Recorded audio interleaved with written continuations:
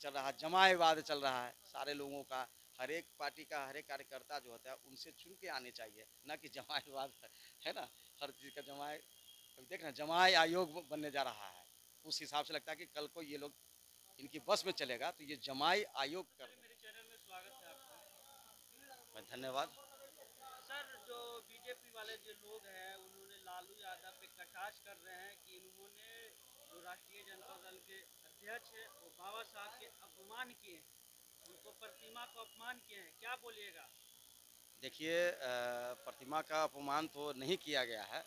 ये जरूर बात है, उन्होंने हथगंडा अपनाया है कि जन्मदिन के अवसर पर जो पिक्चर फोटो जो जो तैलचित्र था अम्बेडकर जी के, उसको लेकर इन्होंने हथगंडा अपनाया है। अब ये जो हथगंडा है ये सरासर गलत है। कभी भी लालू प्रसाद यादव हमारे माननीय हैं, ये कभी उनका अपमान कर ही नहीं सकते हैं। जिनके सपना को साकार करने के लिए धरातल पर लाए, वो उस व्यक्ति को अपमान कैसे कर सकते हैं? सोचने वाली बात है। अब इनके पास कोई मुद्दा रहा नहीं। उन्होंने तो फोटो पूरे दीवार पे पटना में चिपका दिए हैं कि बाबा साहब के फोटो का अपमान किया गया वो है। तो कुछ भी चिपका देते हैं। कभी उनके मुख बिंद से, हमारे माननीय लालू प्रसाद यादव जी के मुख बिंद से या हाथों से उन्होंने कभी कुछ देखा उस तस्वीर को छूते पकड़ते या मुंह से उनके अपमान करते हुए? अब ये देखिए कि संसद भवन में अमित शाह जी ने गृह मंत्री होके उनको ऊपर कितना कटाक्ष किया था, अम्बेडकर अम्बेडकर अम्बेडकर। क्या उस समय आयोग का नहीं था कि इनको बोलने के लिए कि उस समय अपमान नहीं किए थे? उन पर क्या हुआ? क्यों नहीं उन पर एक्शन लिया गया? क्यों? वो तो बोल के ही कटाक्ष किए थे। हमारे माननीय लालू प्रसाद यादव जी ने इस तरह का कोई कटाक्ष तो किया नहीं। उनके ऊपर देवेंद्र जी डायरेक्ट वो पत्रांग करते हैं। ये डायरेक्ट पत्रांग करना ये नियमावली के अनुकूल तो मुझे तो नहीं लगता है।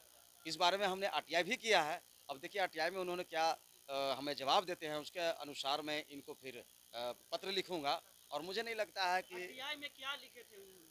आरटीआई में मैं उनसे मांगा हूँ आरटीआई में कि आप किन नियमावली के अनुसार आपने डायरेक्ट स्वयं, क्योंकि चेयरमैन की संतुति के बिना आप नहीं भेज सकते हैं। मान लिया अगर उसका एक प्रोसीडिंग बनता है, हर चीज़ का एक प्रोसीडिंग होता है। कार्यालय का जो है प्रोसीडिंग ये नहीं है कि अपने लेटर हेड से आप किसी को डायरेक्ट भेज देंगे। समझ गए ना? तो इन बारों में मैंने 8 पॉइंट लिखा है उन बारे में। फिर उसके बाद मैंने ये भी कहा है कि बिहार में नीतीश कुमार जी 2 आयोग का गठन किए हैं, दलित आयोग का। एक तो दलित आयोग है, एक महादलित आयोग है ना।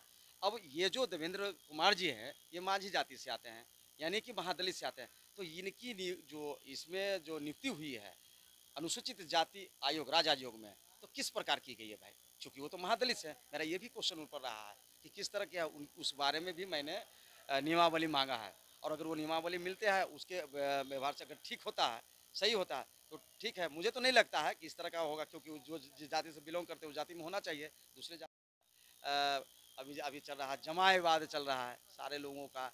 हर एक पार्टी का हर एक कार्यकर्ता जो होता है उनसे चुन के आने चाहिए, ना कि जमाएवाद है ना। हर चीज़ का जमाए, अभी देख ना जमाए आयोग बनने जा रहा है। उस हिसाब से लगता है कि कल को ये लोग इनकी बस में चलेगा तो ये जमाई आयोग कर देंगे। जमाई आयोग का आरोप किस पे आप लगा रहे हैं? जमाई आयोग का अब देखिए ना, आपका चिराग जी भी अपने ही लोगों के किए हैं।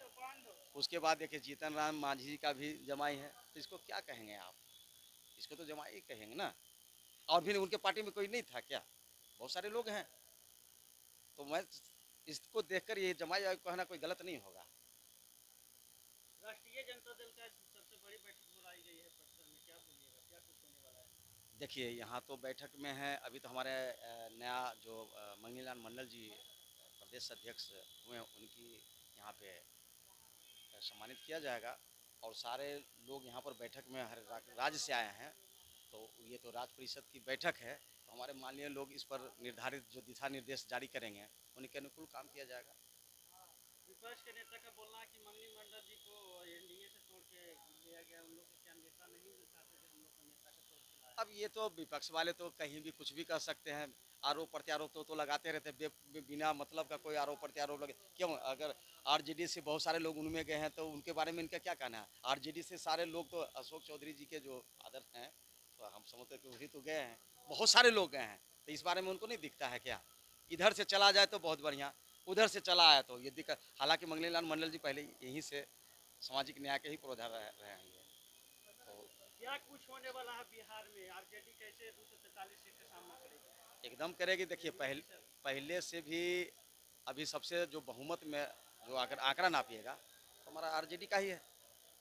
विधायक को अगर गिनती कीजिएगा तो आरजेडी का ही विधायक है।